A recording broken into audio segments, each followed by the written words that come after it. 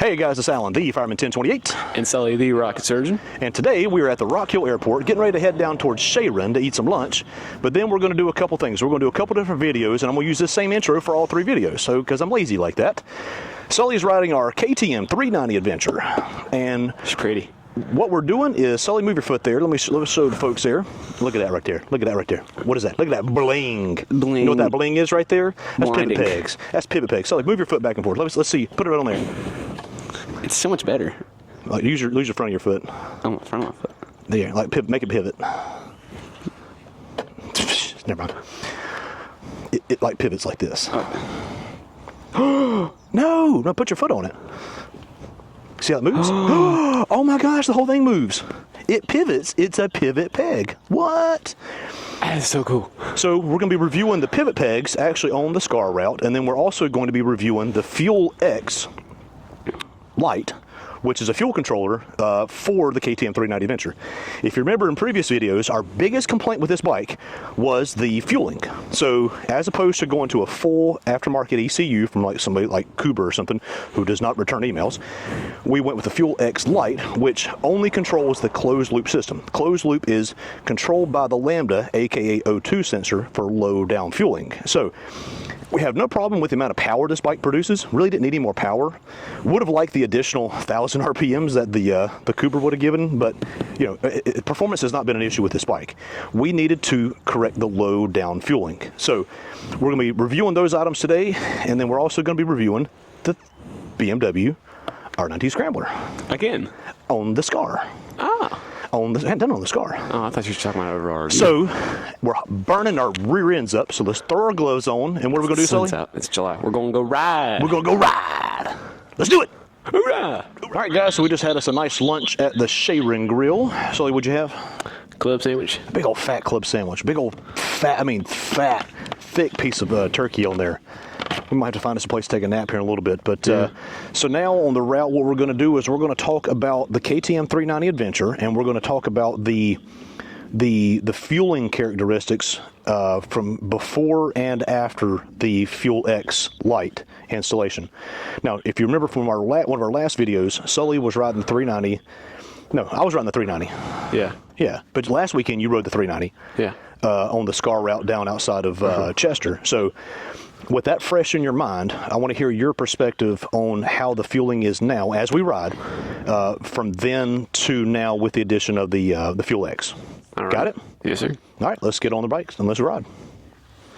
All right, guys, so like I said, I'm on the BMW R90 Scrambler. Sully's on the 390 Adventure. And like I said, Sully, as we ride, I want you to just kind of give me your take on how the fueling feels now. And like I said, an honest observation. All right. All right, well, let's just change my mode. Dirt mode. I got dirt mode. Are you in off-road mode? Yeah. Yeah, baby. I got dirt. Let's ride. Now again, this looks pretty dry over here, so we might not have any issues like we had previously. This is a little washed out right here, so just watch this.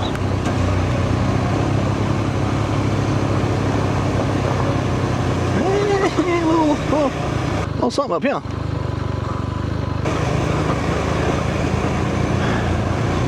So again, this is right outside of Hickory Grove, South Carolina. Oh God, don't sit on a rock, damn it. Which is right outside of Sharon, which is right outside of nothing really. All right, Bear, why don't you come on up ahead of me, and let's talk about your bike. All right, so you rode it last weekend on the SCAR route, and we'll see if we can link that video in the description. How does this feel? It feels good. I mean, it feels like just like it did last time. I mean, all right, let's put it on a scale of 10. Talk me through the fueling. So fueling. Bikes. Okay, so talk about last weekend. So last weekend it was basically just completely stock, right? Yep, 100% stock. Yeah. The only thing the bike had is the Akrapovic exhaust, which, like I said, come from the factory with that. So, but like I said, the bikes, you know, most motorcycles from the factory are severely lean, and lean means not enough fuel. And the reason they do that is to pass emissions. And KTM is pretty bad. Oh, Gus is rutted up. Oh, crap. Your mom's calling me. Hang on a second, okay? All right. You can ride on ahead a little bit. All right. Are you stopping? Oh, she hung up. We're Okay. good. So KTM is pretty notorious for doing that, for putting their bikes as lean as possible to be able to pass different emissions testings.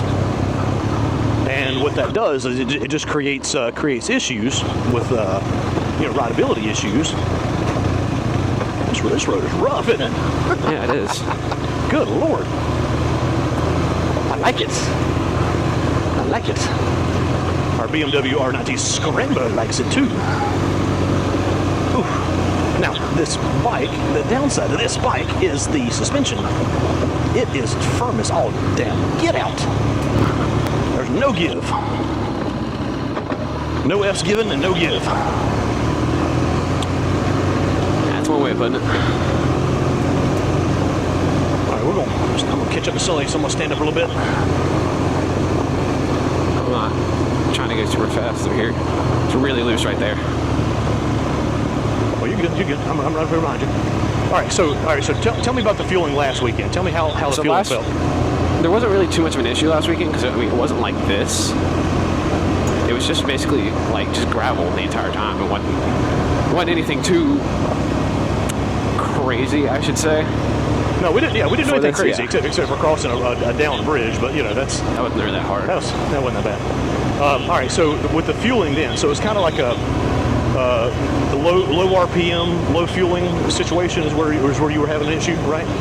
Yeah. Okay.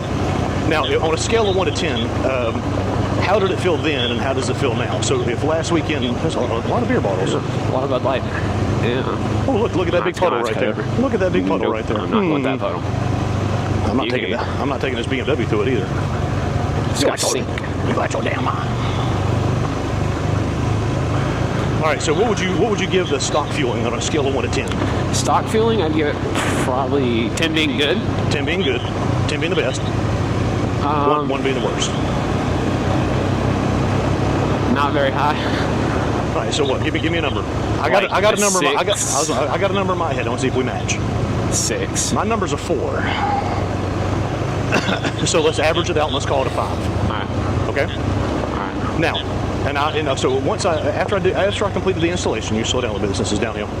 After I completed the installation, I did take the bike for a ride, and nice and slow. Use your rear brake. It's a steep hill too. This is steep. It just keeps going. Good Lord. Yes, please. All right, so I did take the bike out, so I got to ride it with the correct fueling. So what would you rank it now? Whoa. I would send me that. First thing. Huh? Oh, okay. I see what you're doing. No, I'm going around that entirely. No, that's fine. No, that's fine. I ain't going anywhere near that. Wait, sorry, what's the question? What would you rank the fueling now? Or you want to wait a little bit and just kind of ride it and just kind of give your impressions and then give me a rank? First impression, it's higher, but not too much higher. Okay, so it's not perfect yet. Say it's a 5, it might be a 7. Now that also 6.5 to 7. That also has to do with the, it's a small displacement single cylinder that does not have a large flywheel. Now you get single cylinders like, say like a KLR 650 or a DR 650, something like that, and they have large flywheels, and that flywheel creates that rotational mass, which helps kind of push it along, which helps to prevent. Helps prevent flame out and everything, and the engine shutting off and things like that, and creates a smooth engine. This engine here was derived, and actually it's probably the exact same engine as the 390 Duke and the RC 390, which was designed to be a high revving engine, not a low chug it down. So, I mean, it doesn't rev very high though. That's the only thing. Well, it does. It'll rev about 10,000, which is not bad for a single. But the thing is that the you don't have a large flywheel, I guess is what I was trying to say. So you're never going to get that rotational mass like you would own a single that was designed for low speed operations, if that makes any sense. Yeah, it does. So we can correct the fueling, but we can't fix the inherent design of the engine. You know what I mean? Yeah. So look at it with that point of view there. Now, with that lens, how would you rank it then? I'd still say probably even with the new fueling, I'd say about 7.5. 7.5, really? Yeah. Okay, we're going to take a left up here. All right, so there you go. There's our review. So Sully's riding review of the Fuel X Lite.